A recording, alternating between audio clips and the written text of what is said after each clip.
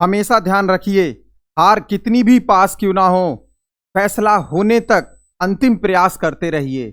हार कितनी भी पास क्यों ना हो, फैसला होने तक अंतिम प्रयास करते रहिए।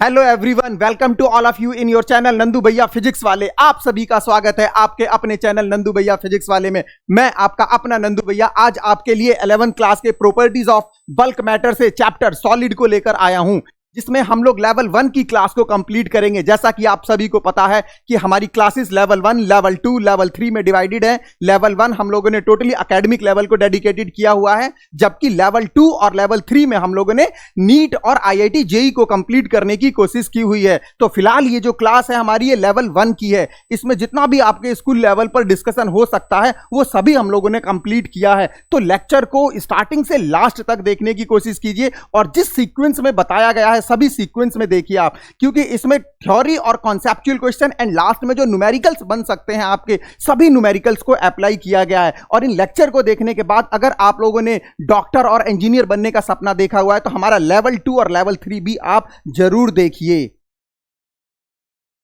तो चली जा, जल्दी से स्टार्ट करी जा, लेट होगा तटे, फटाफट से स्टार्ट करी जा, चली जा। चलिए तो फटाफट से हम लोग अपना चैप्टर स्टार्ट करते हैं जल्दी से। और देखिए इस चैप्टर में जो फर्स्ट टॉपिक होगा हमारा, फर्स्ट टॉपिक क्या है? Elastic and plastic behaviour of solid. देखिए जैसा कि हम लोग इस चैप्टर में सॉलिड के बारे में पढ़ रहे हैं, तो सॉलिड के बारे में जो सॉलिड की कुछ प्रॉपर्टीज होती हैं, जैसे इलास्टिक प्रॉपर्टीज, प्लास्टिक प्रॉपर्टीज, ये सब हमें 1 बाय 1 करके देखना है। तो देखिए जैसे हम लोगों ने सॉलिड बॉडी को पढ़ा है, हम लोगों ने रिजिड बॉडी का कॉन्सेप्ट पढ़ा हुआ है। हम लोगों ने रिजिड बॉडी में ये बोला था कि रिजिड बॉडी की शेप और साइज को इजीली चेंज नहीं किया जा सकता, लेकिन ये रियलिटी नहीं है।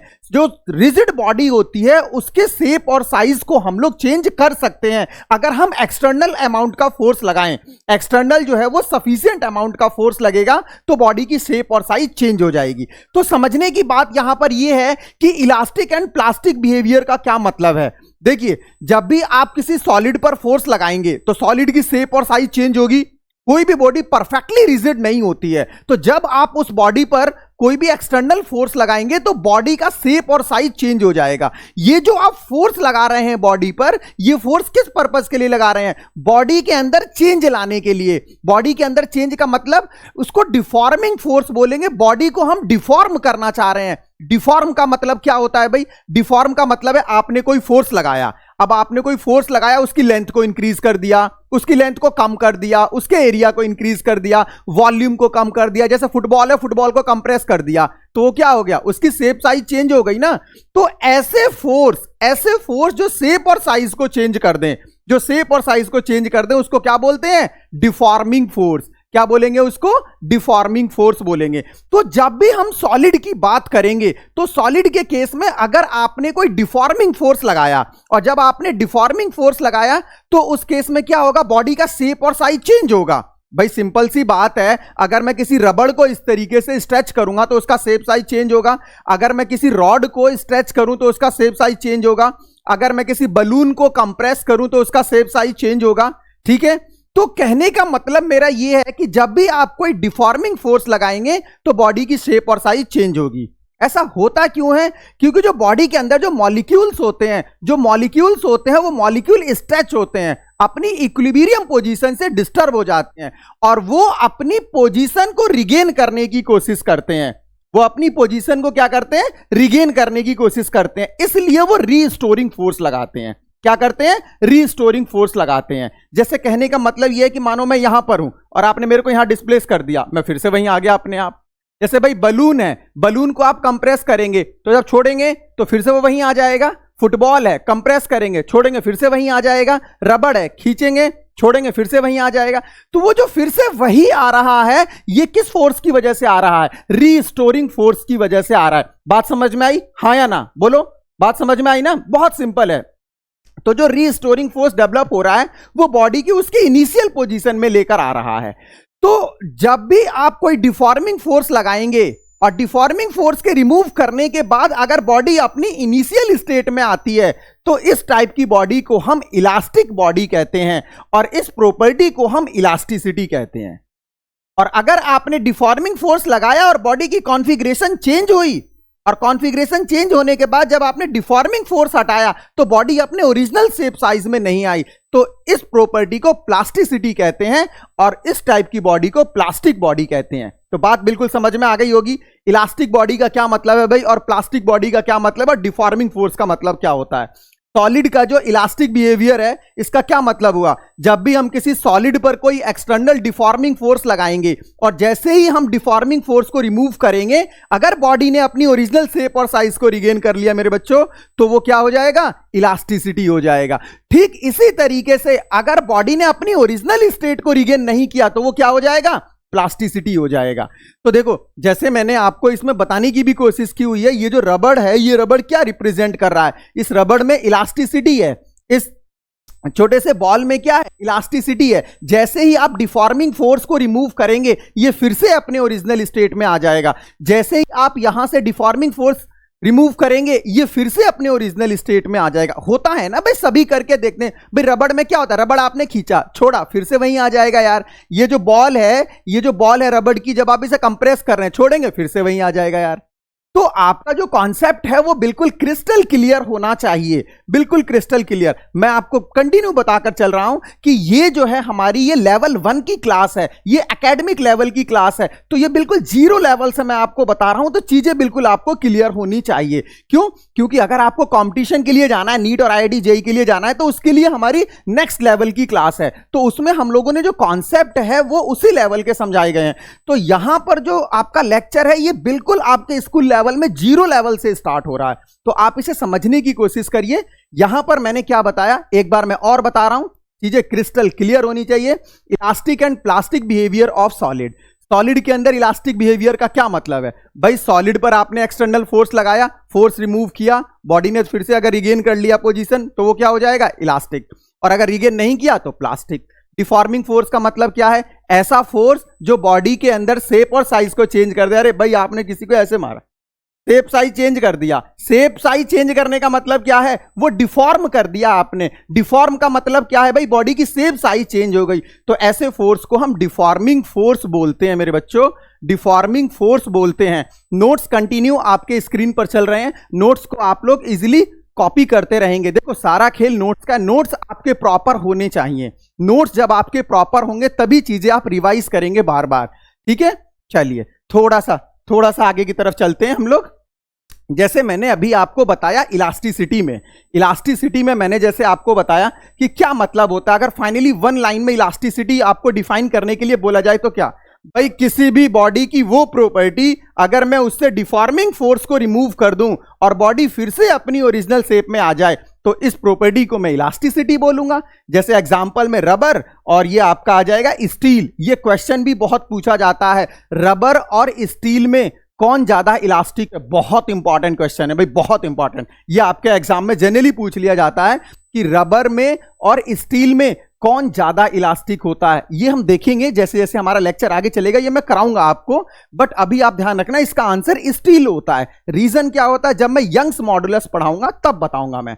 तो इलास्टिसिटी आपको समझ में आ गया होगा कि इलास्टिसिटी का मतलब क्या है, कि जब आप डिफॉर्मिंग फोर्स को रिमूव करेंगे तो बॉडी अपनी ओरिजिनल शेप में आ जाएगी। क्यों आती है भाई, क्यों आती है, रीजन क्या है? क्योंकि जब आप किसी कंडक्टर को या कोई भी सॉलिड है, जब आप किसी सॉलिड को डिफॉर्मिंग फोर्स की हेल्प से आप उसे क्या करेंगे, उसकी कॉन्फ़िगरेशन चेंज करेंगे। तो जो इसके ये मॉलिक्यूल्स हैं, ये मॉलिक्यूल्स क्या करते हैं, रीस्टोरिंग फोर्स लगाते हैं अपनी पोजीशन पर वापस आने के लिए। जैसे स्प्रिंग है, स्प्रिंग को आप ऐसे खींचोगे तो स्प्रिंग अपनी तरफ फोर्स लगाती है, मतलब स्प्रिंग क्या करती है, अपनी ओरिजिनल शेप में आने की कोशिश करती है। तो वो जो ओरिजिनल शेप में आने की कोशिश की जा रही है वो रीस्टोरिंग फोर्स है। तो इलास्टिसिटी किस वजह से प्रोड्यूस होता है, due to restoring tendency of molecules of the solid. तो सॉलिड के जो मॉलिक्यूल्स होते हैं उनको रीस्टोर करने की टेंडेंसी होती है, अपने ओरिजिनल पोजीशन में आने की टेंडेंसी होती है। इसी वजह से इलास्टिसिटी जो है उसमें जनरेट हो जाएगा। इसी तरीके से अगर मैं बात करूं आपसे प्लास्टिसिटी, जब से लेक्चर स्टार्ट हुआ है भाई मैं इलास्टिसिटी और प्लास्टिसिटी का ही डिस्कशन कर रहा हूं। तो प्लास्टिसिटी का मतलब क्या है, आपने कोई डिफॉर्मिंग फोर्स लगाया और जब आपने डिफॉर्मिंग फोर्स लगाया तो बॉडी की शेप और साइज चेंज हो गई। लेकिन जब आपने डिफॉर्मिंग फोर्स को रिमूव किया तो रीस्टोरिंग फोर्स इतना नहीं आया कि वो फिर से अपनी ओरिजिनल शेप में आ जाए। जैसे एग्जांपल च्युइंगम, च्युइंगम को आपने ऐसे खींच दिया, तो च्युइंगम को जब आपने ऐसे खींच दिया और फिर आप उस पर से डिफॉर्मिंग फोर्स हटाएंगे तो क्या वो अपनी ओरिजिनल शेप में आएगी? ये च्युइंगम कंटिन्यू खाते रहते हो आप लोग, कंटिन्यू, इसमें क्या है, ये जो चबाते रहते हो, अगर आप इसकी इनिशियल जो फोर्स लगाया है आपने उसको अगर आप रिमूव कर देंगे तो क्या ये अपने इनिशियल पोजीशन में दोबारा आ पाएगा? कभी नहीं आ पाएगा, कभी भी नहीं आ पाएगा ये। तो ये क्या हो जाएगा? प्लास्टिसिटी। ये सब जो आप लोग कंटिन्यू इसको यूज करते रहते हो यही है, ठीक है। चलिए थोड़ा सा आगे की तरफ चलते हैं और हम अपना फर्स्ट टॉपिक, जो फर्स्ट इसमें जो ऑफिशियल टॉपिक है हमारा आपके सिलेबस का, स्ट्रेस। स्ट्रेस का मतलब क्या होता है, बहुत सही से समझना, बहुत ध्यान से। स्ट्रेस का मतलब क्या होता है, क्योंकि यहां एक डिफरेंस जनरेट होगा आपके दिमाग में स्ट्रेस और प्रेशर में, स्ट्रेस और प्रेशर में। तो पहले हम लोग स्ट्रेस को समझेंगे, फिर उसके बाद में आपको बताऊंगा थोड़ा कुछ और। देखो भाई बच्चों, बहुत सिंपल है स्ट्रेस को समझना यार। देखो जैसे सिंपल है, अगर आपने कोई भी एक सॉलिड लिया, कोई भी आपने एक सॉलिड ले लिया, सॉलिड रॉड ले लिया, तो सॉलिड रॉड ले लिया आपने, इस पर आपने एक फोर्स लगाया जो कि डिफॉर्मिंग फोर्स है, फोर्स लगाया जो कि डिफॉर्मिंग फोर्स है, ठीक है। अब इस डिफॉर्मिंग फोर्स की वजह से क्या होगा, जो इस सॉलिड के अंदर के मॉलिक्यूल्स होंगे, सॉलिड के अंदर के जो मॉलिक्यूल्स हैं कुछ इस तरीके से हैं, लेकिन जब आपने ये डिफॉर्मिंग फोर्स लगा दिया तो इसके अंदर के जो मॉलिक्यूल्स हैं वो स्ट्रेच हो जाएंगे, वो अपनी इक्विलिब्रियम पोजीशन से डिस्टर्ब हो जाएंगे। लाइक ये इस तरीके से हो जाएंगे, इस तरीके से। अब ये क्या करेंगे, अपनी ओरिजिनल पोजीशन को रिगेन करने के लिए एक रीस्टोरिंग फोर्स डेवलप करेंगे। तो इसके अंदर क्या हो जाएगा, एक रीस्टोरिंग फोर्स डेवलप हो जाएगा। यही restoring force per unit area stress होता है। जैसे मैं एक और एग्जांपल से समझाने की कोशिश करूं, यहां पर मैंने यहां पर क्या किया हुआ है, ये एक रॉड ली हुई है, ये जो सॉलिड रॉड है इस पर मैंने क्या किया, एक डिफॉर्मिंग फोर्स लगाया। ये जो आपका फोर्स है ये क्या है आपका, ये डिफॉर्मिंग फोर्स है।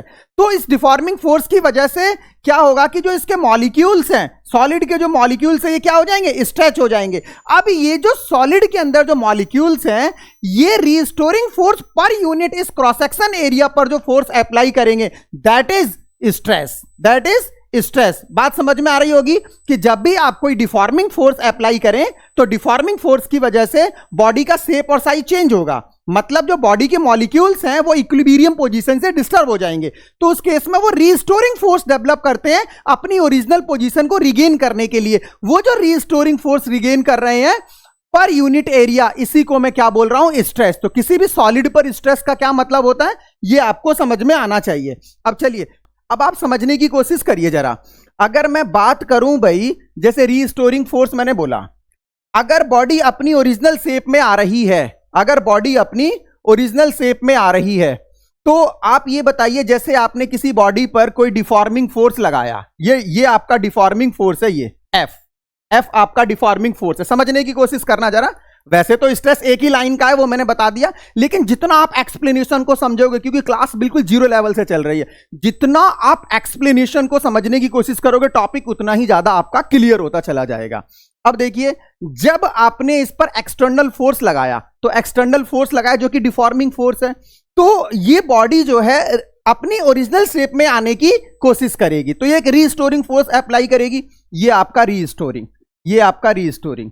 जैसे ही आपने एक्सटर्नल फोर्स रिमूव किया और बॉडी अपनी ओरिजिनल पोजीशन में आ गई, इसका मतलब यही हुआ ना कि अगर आपने ये 20 न्यूटन से एक्सटर्नल लगाया है, तो यार ये रीस्टोरिंग भी कितने न्यूटन से आ रहा होगा, 20 न्यूटन से, तभी तो ओरिजिनल शेप में आएगा। अरे भाई 20 न्यूटन से खींचा मैंने और फिर से वो वापस आ गया ओरिजिनल पोजीशन में ड्यू टू रीस्टोरिंग, रीस्टोरिंग की वजह से वो फिर से वापस आ गया। तो रीस्टोरिंग भी तो उतना ही होना चाहिए ना, अगर बॉडी अपनी ओरिजिनल पोजीशन में आ रही है। तो अगर बॉडी इलास्टिक में है, इलास्टिक लिमिट में है, इलास्टिक लिमिट का मतलब यह हुआ कि जब तक बॉडी अपनी ओरिजिनल पोजीशन में आ जा रही है, after removal of deforming force, मैं ये बोलूंगा कि बॉडी इलास्टिक लिमिट में है।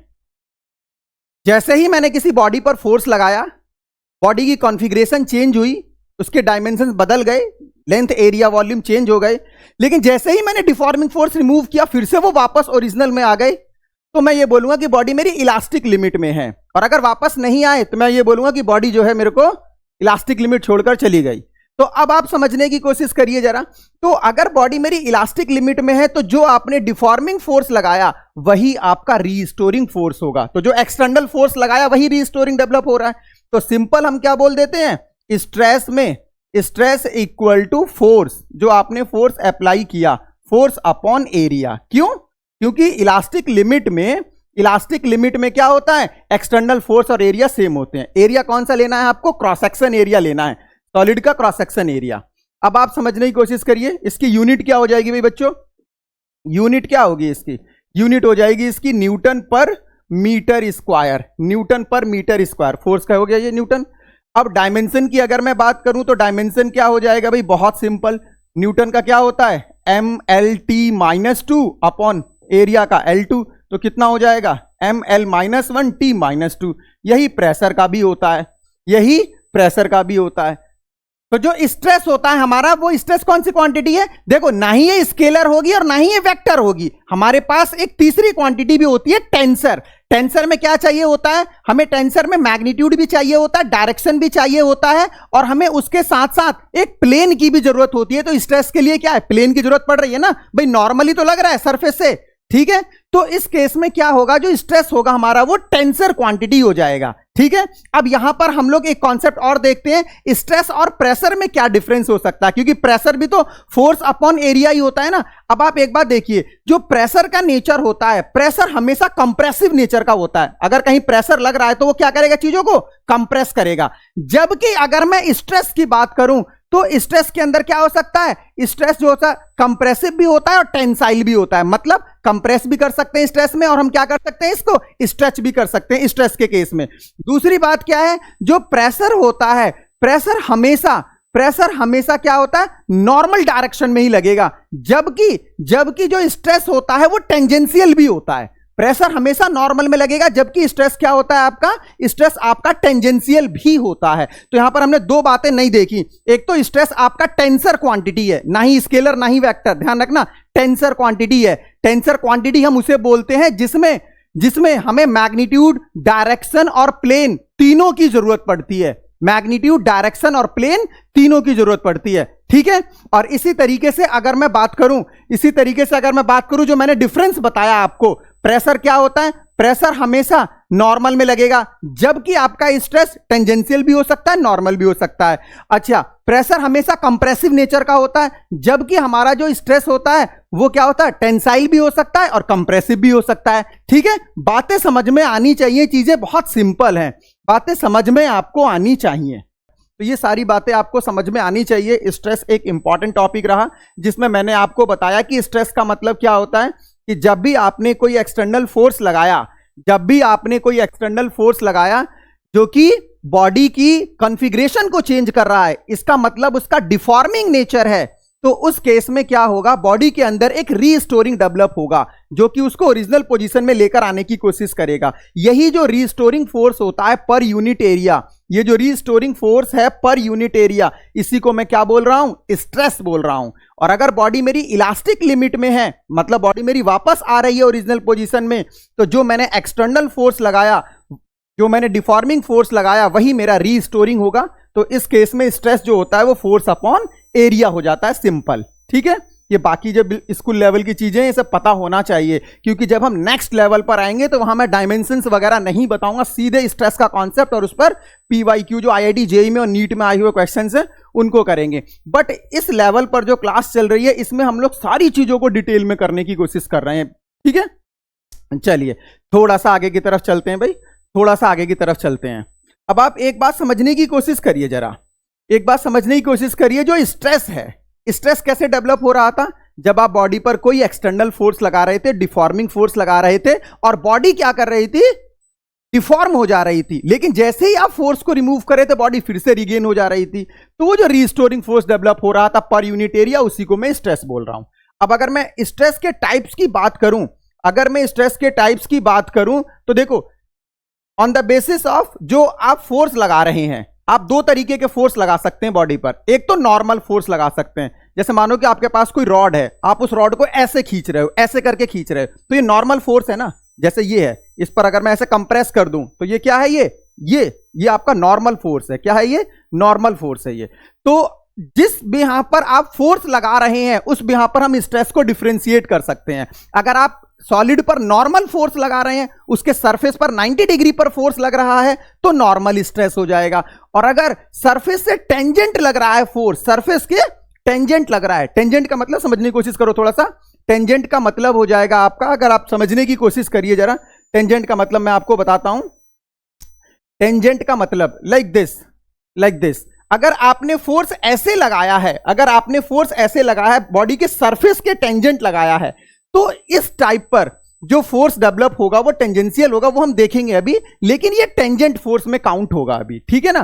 ठीक इसी तरीके से अगर मैं नॉर्मल की बात कर रहा हूं तो नॉर्मल का मतलब मेरा ये है, जैसे मैंने इसमें रॉड में दिखा रखा है, रॉड में ये जो मैंने फोर्स लगा रखा है ये नॉर्मल है, रॉड के बाहर की तरफ जा रहा है, या फिर मैं इसको कंप्रेस भी कर सकता हूं और इसको मैं क्या कर सकता हूं, इसको मैं स्ट्रेच भी कर सकता हूं। बट जो फोर्स लग रहा है, फोर्स का नेचर जो है वो 90 डिग्री पर है। समझने की कोशिश करिए, फोर्स का जो नेचर है वो नेचर कितने डिग्री पर है, 90 डिग्री पर है, सरफेस से नॉर्मल डायरेक्शन में लग रहा है। अरे भाई समझने की कोशिश करो, इधर देखो कॉन्सेप्ट है, बिल्कुल चीजों को समझने की कोशिश करिए यहां पर। अब यहां पर अगर हम देखें तो जैसे ये नॉर्मल हो गया, और अभी मैंने आपको बताया था ये मेरा टेंजेंशियल हो गया, ये मेरा टेंजेंशियल हो गया। तो अगर मैं स्ट्रेस के टाइप्स की बात करूं तो स्ट्रेस के टाइप्स में क्या हो जाएगा, एक मेरा नॉर्मल स्ट्रेस आएगा और एक मेरा शियरिंग स्ट्रेस आएगा। नॉर्मल स्ट्रेस का मतलब जब मैंने फोर्स क्या किया, 90 डिग्री पर लगाया, जब मैंने फोर्स जो है वो मैंने 90 डिग्री पर लगाया, मतलब ये मेरे पास सॉलिड सरफेस है। अब इस पर जो मैंने फोर्स लगाया, या तो मैं ऐसे लगा दूं, ये 90 डिग्री पर लगा रहा हूं, तो ये नॉर्मल स्ट्रेस का पार्ट है। और अगर मैंने फोर्स लगाया कुछ इस तरीके से लगाया मैंने फोर्स, सॉलिड को मैंने डिफॉर्म कर दिया, अभी जो मैंने आपको बताया था ऐसे करके लगाया मैंने, तो ये जो फोर्स होगा ये टेंजेंशियल फोर्स हो जाएगा, ठीक है, बहुत सिंपल। अब नॉर्मल स्ट्रेस में भी क्या हो जाएगा भाई, नॉर्मल स्ट्रेस में भी जब आप नॉर्मल फोर्स लगा रहे हैं तो जो रीस्टोरिंग फोर्स डेवलप होगा वो नॉर्मल स्ट्रेस हो जाएगा। अब नॉर्मल में भी लॉन्गिट्यूडनल होगा मेरे भाई और वॉल्यूम होगा, लॉन्गिट्यूडनल स्ट्रेस होगा और आपका वॉल्यूमेट्रिक स्ट्रेस होगा। दोनों को समझने की कोशिश करिए जरा, दोनों को समझने की कोशिश करिए, एक एक करके मैं आपको बताता हूं, एक एक करके मैं बताता हूं। जैसे ही आपने क्या किया, इसमें नॉर्मल स्ट्रेस अप्लाई किया, तो नॉर्मल में लॉन्गिट्यूडनल हो सकता है जो लेंथ के अलोंग चेंज करे, और लॉन्गिट्यूडनल में भी क्या क्या हो सकता है, कंप्रेसिव हो सकता है और टेंसाइल हो सकता है, कंप्रेसिव और टेंसाइल। समझो जरा भाई, आपने क्या किया, आपने इसमें नॉर्मल फोर्स लगाया, ये आपका नॉर्मल फोर्स है, ये आपका नॉर्मल फोर्स है। नॉर्मल फोर्स में भी क्या किया आपने, ये आपके पास एक सॉलिड, इसमें आपने ऐसे फोर्स लगाया। यार फोर्स तो आप ऐसे भी लगा सकते थे ना, फोर्स तो आप ऐसे भी तो लगा सकते थे, ऐसे भी तो फोर्स लगा सकते थे, ये भी तो नॉर्मल है ना, ये भी तो नॉर्मल है। लेकिन दोनों में जो चेंज आएगा वो इसकी लेंथ में आएगा। दोनों केस में इसमें जो लेंथ है वो इंक्रीज हो जाएगी, पहले वाले केस में जो लेंथ है वो इंक्रीज हो जाएगी और दूसरे वाले केस में जो लेंथ है वो डिक्रीज हो जाएगी। दूसरे वाले केस में क्योंकि ये कंप्रेसिव है और ये क्या हो रहा है, इसमें हम लोग इसको स्ट्रेच कर रहे हैं, लेकिन अप्लाई हम दोनों में नॉर्मल कर रहे हैं। तो यहां जो स्ट्रेस डेवलप होगा वो स्ट्रेस आपका नॉर्मल स्ट्रेस होगा। अब नॉर्मल स्ट्रेस में भी क्या है, लॉन्गिट्यूडनल है। क्यों? क्योंकि लेंथ में चेंज आ रहा है, लेंथ में चेंज आ रहा है। अब लॉन्गिट्यूडनल में भी क्या हो सकता है, लॉन्गिट्यूडनल में भी देखो, नॉर्मल से हम कहां गए, नॉर्मल से हम गए लॉन्गिट्यूडनल में। क्यों गए लॉन्गिट्यूडनल में? क्योंकि लेंथ में चेंज आ रहा है। और लॉन्गिट्यूडनल में भी हम दो जगह चले जाएंगे, एक तो कंप्रेसिव हो जाएगा और एक टेंसाइल हो जाएगा, टेंसाइल। अब कंप्रेसिव का मतलब क्या है, अगर आपकी लेंथ डिक्रीज हो रही है, जैसे यहां पर क्या हो रहा था, लेंथ डिक्रीज हो रही है, तो ये कंप्रेसिव हो जाएगा। और अगर लेंथ इंक्रीज हो रही है तो वो क्या हो जाएगा, टेंसाइल हो जाएगा। चीजों को समझने की कोशिश करिए, चीजों को समझने की कोशिश करिए। अगर हम यहां पर देखें जरा, देखो बेटा सभी बच्चे देखिए, स्ट्रेस में जिस बिहाफ पर हमने फोर्स लगाया उस बिहाफ पर दो टाइप में मैंने डिफरेंशिएट कर दिया, एक तो नॉर्मल और एक शियरिंग। नॉर्मल मतलब 90 डिग्री पर फोर्स लगाऊंगा मैं, ठीक है, तो रीस्टोरिंग भी 90 पर ही आएगा। और शियरिंग का मतलब हुआ मैं सरफेस के पैरेलल फोर्स लगाऊंगा तो रीस्टोरिंग भी पैरेलल ही आएगा, तो पर यूनिट एरिया स्ट्रेस आ जाएगा। अब नॉर्मल में अगर मैं देखूं तो लॉन्गिट्यूडनल और वॉल्यूम। लॉन्गिट्यूडनल का मतलब है जो चेंज आएगा वो लेंथ में आएगा, जो चेंज आएगा जब आप डिफॉर्मिंग फोर्स लगाएंगे तो वो लेंथ में आएगा। अब लेंथ का जो चेंज होता है वो लेंथ डिक्रीज भी हो सकती है और इंक्रीज भी हो सकती है। तो अगर आपकी लेंथ डिक्रीज हो रही है तो कंप्रेसिव है, और अगर आपकी लेंथ इंक्रीज हो रही है तो वो टेंसाइल है। वॉल्यूम में हम अभी देखेंगे, इसी तरीके से शियर में भी देखने वाले हैं। चलिए थोड़ा सा हम आगे की तरफ चलते हैं तो फिर मैं आपको बताता हूं। अब देखिए जरा, नॉर्मल स्ट्रेस में जो मैं आपको समझाने की कोशिश कर रहा था, ये नॉर्मल स्ट्रेस का कौन सा पार्ट है? ये नॉर्मल स्ट्रेस में जैसे आपने मेरे को देखा, यहां पर मैंने फोर्स लगाया, ये इसकी लेंथ L है और मैंने यहां पर एक फोर्स लगाया, ये मैंने फोर्स लगाया इस तरफ F फोर्स, और यहां मैंने फोर्स लगाया इस तरफ। चीजों को समझने की कोशिश करिए, जल्दीबाजी मत करिए, कॉन्सेप्ट को जीरो लेवल से लेकर चलिए यार। चीजें बहुत आसान है, अगर आप समझने की कोशिश करेंगे बहुत आसान है, समझने की कोशिश करिए। इसकी जो लेंथ है वो लेंथ अभी फिलहाल L है। अब जब आपने एक्सटर्नल फोर्स लगाया, तो जब आपने एक्सटर्नल फोर्स लगाया जो कि लेंथ के अलोंग लग रहा है, स्ट्रेच कर रहा है, तो अब क्या हो जाएगा समझना जरा, समझो जरा, ये हो जाएगा कुछ इस तरीके से, हाँ या ना? ऐसे हो जाएगा, ये इधर फोर्स लगा F और उधर भी फोर्स लग रहा है F। तो अब जो लेंथ है इसकी, ये लेंथ क्या हो गई? ये length L plus delta L, मतलब क्या हो गया? ये इंक्रीज हो गया। ठीक इसी तरीके से मैं क्या कर सकता हूं, मैं जैसे मान लो मैंने ये कंडक्टर लिया, ये मैंने कंडक्टर, या फिर सॉलिड बोल रहा हूं मैं, कंडक्टर का मतलब सॉलिड आप कंसीडर कर लीजिए, सॉलिड कंसीडर कर लीजिए। सॉलिड लिया मैंने यहां पर, अब सॉलिड लिया तो मैंने यहां पर फोर्स लगाया।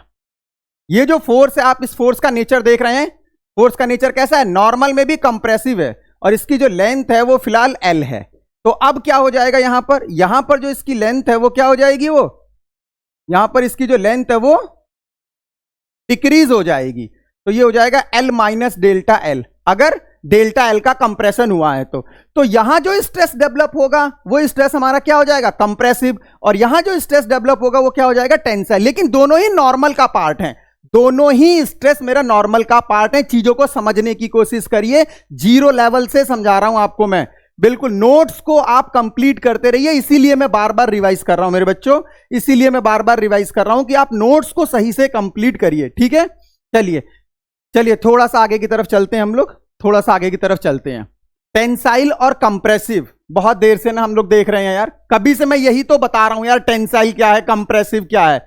नॉर्मल स्ट्रेस का पार्ट है, लॉन्गिट्यूडनल है, लेंथ के अलोंग चेंज होगा। भैया इसमें क्या होगा? इसमें आपका लेंथ इंक्रीज हो रहा है, तो इसमें जब लेंथ इंक्रीज होगा तो ये कौन सा स्ट्रेस हो जाएगा? कौन सा स्ट्रेस हो जाएगा? ये आपका टेंसाइल हो जाएगा। और इसमें लेंथ डिक्रीज हो रही है तो ये कौन सा हो जाएगा? कंप्रेसिव हो जाएगा। बहुत सिंपल था, बहुत सिंपल था। डायग्राम आप अपनी कॉपी में ड्रॉ कर लीजिए, आप स्क्रीनशॉट भी ले सकते हैं, चीजों को रिकॉर्ड भी कर सकते हैं, बार बार देख सकते हैं, चीजों को समझने की कोशिश करना है बस, ठीक है? चलिए आगे की तरफ चलते हैं थोड़ा सा।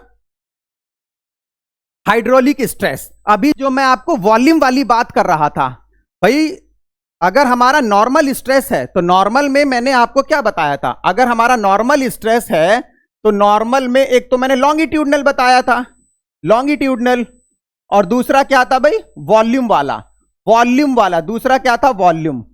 तो आप एक बात बताओ, जैसे आपके पास ये सॉलिड है, और आप सभी डायरेक्शन में इस पर फोर्स लगा रहे हैं, यार ये भी तो नॉर्मल लग रहा है ना। अगर मेरे सर पर सभी डायरेक्शन से फोर्स लगेगा तो ये भी क्या है? नॉर्मल ही तो है ना ये। तो इस तरीके से जो स्ट्रेस डेवलप होगा, जब आपने क्या किया? सभी डायरेक्शन से इस पर फोर्स लगाया, तो इसका वॉल्यूम क्या होगा? वॉल्यूम डिक्रीज होगा ना, हाँ या ना? जल्दी बताओ। इसका वॉल्यूम जब डिक्रीज होगा तो इसका वॉल्यूम डिक्रीज होगा, लेकिन फोर्स कैसा लग रहा है? नॉर्मल फोर्स लग रहा है ना। तो यहां जो स्ट्रेस डेवलप होगा दैट इज वॉल्यूम स्ट्रेस, और इसको मैं क्या बोल सकता हूं? Simple, hydraulic stress. और हाइड्रोलिक स्ट्रेस जनरली क्या होता है? फ्लूइड से अप्लाई कराते हैं हम लोग। क्या करते हैं? फ्लूइड से अप्लाई करते हैं, तो इसको जनरली हम लोग क्या कर लेते हैं? प्रेशर के इक्वल रख देते हैं। ये जो आएगा आपका, ये प्रेशर हो जाएगा फोर्स अपॉन एरिया। बहुत सिंपल रहा, ठीक है? चलिए आगे की तरफ चलते हैं। अब टेंजेंशियल, नॉर्मल कंप्लीट हो गया, नेक्स्ट टॉपिक था हमारा टेंजेंशियल स्ट्रेस। टेंजेंशियल स्ट्रेस में क्या होगा? अगर आपने जो फोर्स लगाया, जैसे आपने यहां पर फोर्स लगाया, तो जब आपने ये जो फोर्स लगाया हुआ है, ये फोर्स आपका सरफेस के पैरेलल है। अब ये सरफेस के 90 डिग्री नहीं लग रहा है, जैसे ये सरफेस है तो सरफेस के पैरेलल लग रहा है, पैरेलल इस तरीके से सरफेस के ये पैरेलल फोर्स लग रहा है। तो इस केस में भी इसकी कॉन्फ़िगरेशन चेंज हो रही है, देखो यहां से यहां से ये चेंज आ रहा है, चेंज आ रहा है ना यहां से ये। तो जैसे कहने का मतलब मेरा ये है कि मान लो आपके पास ये कोई एक बॉडी है, इस तरीके से ये एक बॉडी है। ये आपने क्या किया, यहां से जो आपने फोर्स लगाया तो ये चेंज आया बॉडी के अंदर, ये थीटा चेंज आ रहा है। तो ये जो साइड जो आपकी डिस्प्लेस हो जा रही है थोड़ा सा, ये आपका फिक्स फेस है, ये जो फेस होगा ये फिक्स होगा, ये फिक्स्ड है। अब आपने जब यहां फोर्स लगाया तो क्या होगा, इसमें जो चेंज आ रहा है यहां पर, ये जो डिस्प्लेस यहां से यहां हो गया, जैसे ही आप इस फोर्स को रिमूव करेंगे फिर से ये वापस उसी पोजीशन में आ जाएगा। लेकिन यहां फोर्स का नेचर क्या है, tangential, parallel to the surface. That's why यहां जो स्ट्रेस डेवलप होगा उसको मैं टेंजेंशियल स्ट्रेस, शियर स्ट्रेस बोलूंगा। नोट डाउन करते रहिए, नोट डाउन। क्या बोलूंगा मैं, शियर स्ट्रेस और टेंजेंशियल स्ट्रेस, ठीक है ना। चलिए, बहुत सिंपल रहा, बहुत सिंपल। आप लोग जो है नोट्स को कंटिन्यू अपने कॉपी में नोट डाउन करते रहिए, क्योंकि जब लेवल इंक्रीज होगा क्लास का तो समस्याएं बढ़ेंगी, थोड़ी बहुत बढ़ेंगी। क्योंकि भाई देखो, चीजें अगर हाई लेवल की हैं, हाई लेवल का मतलब जैसे आपने सपना देख रखा है डॉक्टर बनने का, इंजीनियर बनने का, थोड़ा सा तो परिश्रम करना पड़ेगा ना भाई, आसान नहीं है। कंपटीशन का जमाना है, तो कंपटीशन का जमाना है तो भाई कंपटीशन में क्या करना है, हमें दूसरों से अपने आप को बेहतर करना है। तो उसके लिए थोड़ा सा परिश्रम तो आपको करना पड़ेगा, थोड़ा सा परिश्रम तो आपको करना पड़ेगा भाई बच्चों। स्ट्रेस कंप्लीट हो गया, अब एक नया टॉपिक स्टार्ट होता है हमारा, स्ट्रेन। जब स्ट्रेस कंप्लीट हो गया तो अब नया टॉपिक क्या होगा, स्ट्रेन होगा। स्ट्रेन को समझने की कोशिश करिए। आपने किसी बॉडी पर डिफॉर्मिंग फोर्स लगाया, तो बॉडी की कॉन्फ़िगरेशन चेंज होगी। अब यहां कॉन्फ़िगरेशन का क्या मतलब है भाई उसकी लेंथ चेंज हो सकती है, उसका एरिया चेंज हो सकता है, उसका वॉल्यूम चेंज हो सकता है ना। तो जैसे कहने का मतलब ये रहा कि आपके पास ये एक रॉड है, और इसकी जो ओरिजिनल लेंथ है, ये ओरिजिनल लेंथ इसकी L है। अब जब आपने एक डिफॉर्मिंग फोर्स अप्लाई किया, तो अब इसकी लेंथ हो गई कितनी, इसकी लेंथ हो गई आपकी L प्लस डेल्टा L। कितनी हो गई भाई अब, L प्लस डेल्टा L।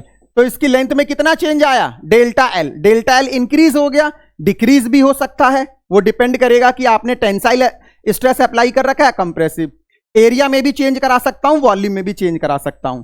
तो जो स्ट्रेन होता है, change in configuration upon original configuration. अरे भाई जो स्ट्रेन होगा आपका, वो स्ट्रेन क्या हो जाएगा, strain change in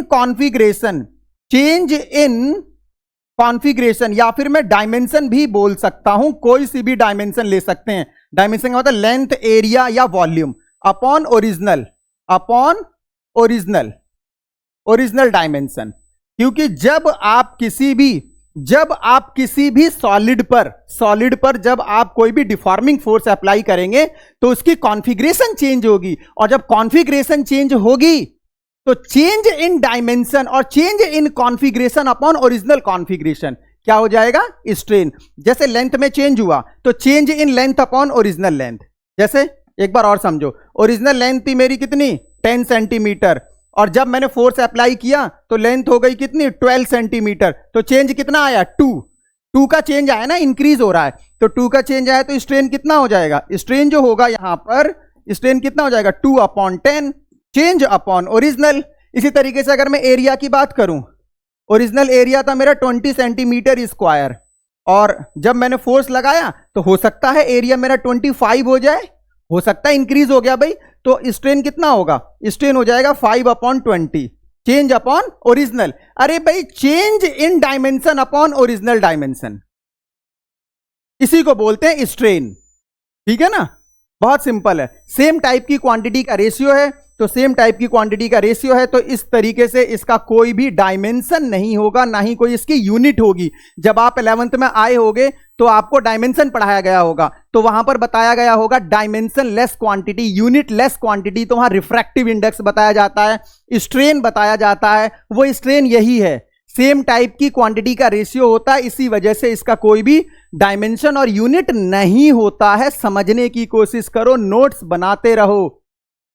academic level की क्लासेस हैं, मजा आ रहा होगा पढ़ने में, चीजें समझ में आ रही होंगी। देखो जब ऐसा लगे ना कि यार बहुत सिंपल चल रहा था, इसका मतलब चीजें समझ में आ रही हैं। भाई आपको चीजें क्या हैं, समझ में आ रही हैं। मैं पूरी कोशिश कर रहा हूं कि चीजें सही से डिलीवर हो आपके लिए, और कॉमेडी कम हो, समझ में ज्यादा आए।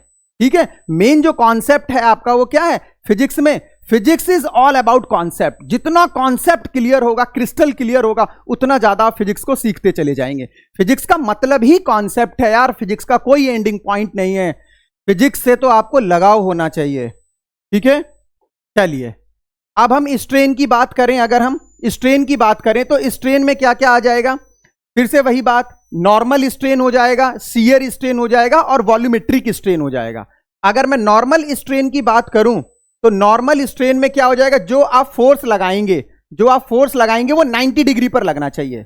जो फोर्स लगाएंगे वो 90 डिग्री पर लगना चाहिए। उससे जो चेंज आएगा, जैसे कि लॉन्गिट्यूडनल हुआ, लॉन्गिट्यूडनल में कंप्रेसिव हुआ, टेंसाइल हुआ।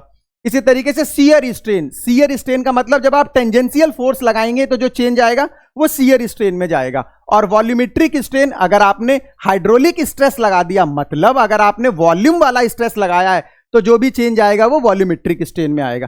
फाइनली अगर मैं नॉर्मल की बात करूंगा तो इसमें लेंथ में चेंज आएगा। नॉर्मल स्ट्रेस जो है इसमें लॉन्गिट्यूडनल स्ट्रेन और लेटरल स्ट्रेन, लॉन्गिट्यूडनल स्ट्रेन और लेटरल स्ट्रेन, तो ये दोनों लेंथ में चेंज को बताएंगे। ठीक है, ये मोटाई और ये एक तरीके से लेंथ बताऊंगा मैं। लेटरल का मतलब क्या होता है, लॉन्गिट्यूडनल का। शियर टेंजेंशियल में आएगा। वॉल्यूमेट्रिक स्ट्रेन भी नॉर्मल का ही पार्ट बनेगा। किस हिसाब से, देखिए जरा, समझने की कोशिश करिए, जरा समझने की कोशिश करिए, एक बार में आ जाएगा समझ में। अगर मैं किसी भी सॉलिड पर कोई नॉर्मल फोर्स लगाता हूं, जैसे कि मान लो मैंने ये वाला फोर्स लगाया, भाई ये वाला फोर्स लगाया, समझो जरा सही से। ये नॉर्मल एक रॉड है मेरे पास, इस पर मैंने फोर्स लगाया, इस तरीके से फोर्स लगाया, तो ये रॉड क्या होगी, पतली हो जाएगी। ये रॉड पतली हो जाएगी ना, तो इसमें एक सिचुएशन बनेगी, वो ये। अभी देखो, इसका जो ओरिजिनल डायामीटर है वो d है। इसकी जो मोटाई है वो कितनी है, वो d है। और इसका जो लेंथ है वो लेंथ कितना है भाई, इसका लेंथ l है। तो जब आपने इसको खींचा तो अब नई जो डायमेंशन बनी, वो नई डायमेंशन कुछ इस हिसाब से हो गई। समझना जरा, जो इसका नया डायमेंशन बना वो नया डायमेंशन कुछ इस हिसाब से हो गया। ए यूं करके चेंज हो गया, देखना जरा इधर, ये हो गया। तो इसमें क्या हुआ, ये पतला हो गया। तो ये जो आया आपका, ये इस तरीके से, ये क्या आ गया, ये आपका डायमीटर में चेंज आ गया, d माइनस डेल्टा डी हो गया, पतला हो गया ना, तो डायमीटर में चेंज आ गया ये। इसी तरीके से इधर लेंथ में इंक्रीज हो गया, लेंथ इंक्रीज हो रहा है, डेल्टा एल, इधर भी हो रहा है, इधर भी हो रहा है। तो इसमें जो स्ट्रेन डेवलप हो रहा है, लॉन्गिट्यूडनल भी है और लेटरल भी है। तो लॉन्गिट्यूडनल स्ट्रेन कौन सा होता है, जो लेंथ के अलोंग होता है उसको हम लॉन्गिट्यूडनल स्ट्रेन बोलते हैं, मतलब डेल्टा एल अपॉन एल। ठीक है, और जो इसकी मोटाई के साथ हुआ है, डेल्टा डी अपॉन डी, ये लेटरल स्ट्रेन है। आप समझने की कोशिश करना, अगर डेल्टा एल पॉजिटिव है मतलब लेंथ इंक्रीज हो रही है, तो ये डेल्टा डी नेगेटिव होगा, मतलब वायर या जो भी सॉलिड है वो पतला होगा, एंड वाइस वर्सा। इसका मतलब अगर डेल्टा एल नेगेटिव है, मतलब आपने कंप्रेस कर दिया, तो यार कंप्रेस करेंगे तो लेंथ कम होगी, तो वायर तो मोटा हो जाएगा ना, सॉलिड जो है वो मोटा हो जाएगा, कंडक्टर आपका या फिर जो भी है। तो इस तरीके से अगर हम देखें तो ये जो आपका स्ट्रेन होगा ये लॉन्गिट्यूडनल हो जाएगा, और ये वाला स्ट्रेन जो होगा वो लेटरल होगा। अगर एक पॉजिटिव है तो दूसरा क्या होगा, नेगेटिव होगा इसमें। तो लेटरल स्ट्रेन क्या होता है, लॉन्गिट्यूडनल स्ट्रेन क्या होता है, चीजें समझ में आनी चाहिए। जैसे मैंने यहां पर आपको समझाने की भी कोशिश की है। देखो, ये आपके पास एक रॉड था, तो लॉन्गिट्यूडनल स्ट्रेन किस तरफ आ रहा है, अलोंग द लेंथ, और लेटरल स्ट्रेन किस तरफ आ रहा है, मोटाई की तरफ। जो डायामीटर है, डायामीटर के साथ जो चेंज, अरे समझ में आ रहा है ना भाई, चीजों को समझो सही से यार। तो लेटरल स्ट्रेन किस में आ रहा है, डायामीटर के अलोंग आ रहा है, और लॉन्गिट्यूडनल स्ट्रेन किस तरफ आ रहा है, लेंथ के अलोंग। तो अगर हम इसे देखें तो ये हो जाएगा आपका डेल्टा, क्या हो जाएगा, डेल्टा एल अपॉन एल, और ये क्या हो जाएगा, डेल्टा डी अपॉन डी, मतलब डायामीटर। अगर ये आपका पॉजिटिव है तो ये नेगेटिव है, एंड वाइस वर्सा। उल्टा भी हो जाएगा। अगर आप कंप्रेस करेंगे तो डेल्टा एल नेगेटिव, मतलब लेंथ कम हो रही है और मोटाई जो है वो ज्यादा हो जाएगी। ठीक है ना, बहुत सिंपल था, समझ में आ जाना चाहिए। इसी तरीके से अगर मैं बात करूं वॉल्यूमेट्रिक स्ट्रेन की, तो वॉल्यूमेट्रिक स्ट्रेन में क्या होगा भाई, ये मेरे पास एक कोई भी 3D शेप है। 3D शेप में क्यूब हो सकता है, क्यूबॉइड हो सकता है, या कोई स्फेयर हो सकता है। अब आपने इस पर नॉर्मल फोर्स अप्लाई किया, डिफॉर्मिंग फोर्स, तो यहां पर इसका वॉल्यूम V है, हाँ या ना, इसका वॉल्यूम V है ना भाई, तो यहां वॉल्यूम V हुआ। जब आपने इस पर ये फोर्स लगाया तो इसका वॉल्यूम कितना हो गया, इसका वॉल्यूम हो गया V डैश, मतलब वॉल्यूम में कितना चेंज आया, final minus initial volume change हो गया, जो कि हमेशा नेगेटिव आएगा, हमेशा नेगेटिव आएगा। क्यों? क्योंकि जब आप बाहर से किसी चीज पर आप नॉर्मल फोर्स लगाएंगे तो वो क्या करेगा, उसके वॉल्यूम को कम कर देगा, तो जो चेंज हुआ वो नेगेटिव। तो स्ट्रेन क्या होगा भाई, स्ट्रेन क्या हो जाएगा, वॉल्यूमेट्रिक स्ट्रेन क्या हो जाएगा, जो स्ट्रेन होगा वो change in volume upon original volume. Maximum time आपको क्या मिलेगा, ये जो चेंज है, जो वॉल्यूमेट्रिक स्ट्रेन है वो negative, change in volume upon original volume. Strain का मतलब ही यही होता है यार, चेंज अपॉन ओरिजिनल। तो यहां पर कौन सा स्ट्रेन है, वॉल्यूमेट्रिक, तो क्या बोलेंगे, change in volume upon original volume. बात समझ में आ रही होगी, change in volume upon original volume. इसी तरीके से हम लोग चलते हैं थोड़ा सा नेक्स्ट, शियर स्ट्रेन का मतलब क्या हो जाएगा यार, जब आपने ये टेंजेंशियल फोर्स अप्लाई किया, ये जो आप फोर्स अप्लाई कर रहे हैं टेंजेंशियल, तो टेंजेंशियल फोर्स की वजह से क्या हो रहा है, यहां पर थीटा का चेंज आ रहा है। ये जो थीटा डेवलप हो रहा है ना, थीटा ही स्ट्रेन है यहां पर। अगर मैं बात करूं तो ये जो आपका थीटा डेवलप हुआ, ये जो आपका थीटा डेवलप हुआ है, इस थीटा को ही मैं शियर स्ट्रेन बोल रहा हूं, शियर स्ट्रेन। ये आपका जो थीटा डेवलप हो रहा है, अरे भाई अगर आप इस फोर्स को हटा दो, ये फिर से उसी शेप में आ जाएगा ना, थीटा जीरो हो जाएगा। जैसे ही आप इस फोर्स को जीरो करोगे, थीटा जीरो होगा, हाँ या ना, थीटा जीरो हो जाएगा, और थीटा जीरो हो जाएगा तो ये स्ट्रेन खत्म हो गया। तो मतलब मेरा ये है कि जब टेंजेंशियल फोर्स आपने लगाया है, तो उस केस में जो थीटा ये क्रिएट हो रहा है, that is shear strain, shear strain. ठीक है ना, कैसे कैलकुलेट करेंगे इसको, जैसे थीटा है तो थीटा इक्वल टू सीधे क्या हो जाएगा, आपका angle equal to arc upon radius लगा सकते हो, डेल्टा एक्स अपॉन एल कर सकते हो। लेकिन इसमें जो मेन जो आपका स्ट्रेन आ रहा है वो इस थीटा को बोल रहा है। अगर आपने ये एंगल कैलकुलेट कर लिया, मतलब शियर स्ट्रेन कैलकुलेट हो गया। बात समझ में आ गई होगी। तो मैंने आपको जो है स्ट्रेस बताया, स्ट्रेन बताया। स्ट्रेन में मैंने आपको कौन कौन सा बताया, थोड़ा सा मैं आपको रिकॉल करा देता हूं, जल्दी से जरा थोड़ा सा रिवाइज करा देता हूं यार, बहुत जरूरी है भाई, बहुत जरूरी है यार, चीजों को समझने की कोशिश करिए भाई। आपको अपने लक्ष्य की प्राप्ति करनी है और आपका लक्ष्य दिलाना ही मेरा लक्ष्य है। चीजों को समझने की कोशिश करिए भाई मेरे प्यारे बच्चों, चीजों को समझने की कोशिश करिए। Physics is all about concept and numericals. जितना कॉन्सेप्ट स्ट्रांग होगा, फिजिक्स उतना ही ज्यादा अच्छा आपको समझ में आने वाला है। ठीक है ना, देखना जरा यार मैंने क्या क्या बताया इसमें। मैंने इसमें यही तो बताया आपको, स्ट्रेन में स्ट्रेन लिया मैंने, स्ट्रेन में मैंने आपको क्या बताया, स्ट्रेन में एक हमने लिया नॉर्मल, एक लिया नॉर्मल। ठीक है, नॉर्मल में ही हम क्या कर सकते हैं, नॉर्मल में ही हम लोग लॉन्गिट्यूडनल ले सकते हैं। लॉन्गिट्यूडनल अगर लेंथ इंक्रीज हो रहा है, और इसी तरीके से एक हो जाएगा आपका लेटरल हो जाएगा अगर डिक्रीज हो रहा है मोटाई। इसी तरीके से एक वॉल्यूम वॉल्यूम में अगर वॉल्यूम चेंज आ रहा है तो, और एक लिया आपने शियर, एक लिया आपने शियर। अगर आपका जो फोर्स है वो फोर्स कैसा है, टेंजेंशियल है। अरे भाई इसमें क्या हुआ था, इसमें लेंथ इंक्रीज हो गई थी, इसमें जो है आपका ये लेंथ जो है वो इंक्रीज हो गई थी, इसमें लेंथ इंक्रीज हो गई थी जब आपने फोर्स लगाया था। तो इसकी जो लेंथ थी वो क्या हो गई थी, वो ये अभी एल है तो ये क्या हो गया था, ये एल प्लस डेल्टा एल। तो ये क्या हो जाएगा, change in length upon original length.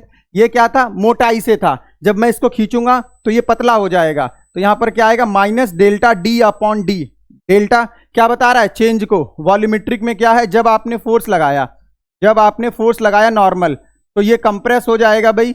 जब ये कंप्रेस हो जाएगा तो इसका वॉल्यूम चेंज हो जाएगा, तो ये क्या आ जाएगा minus delta V upon we.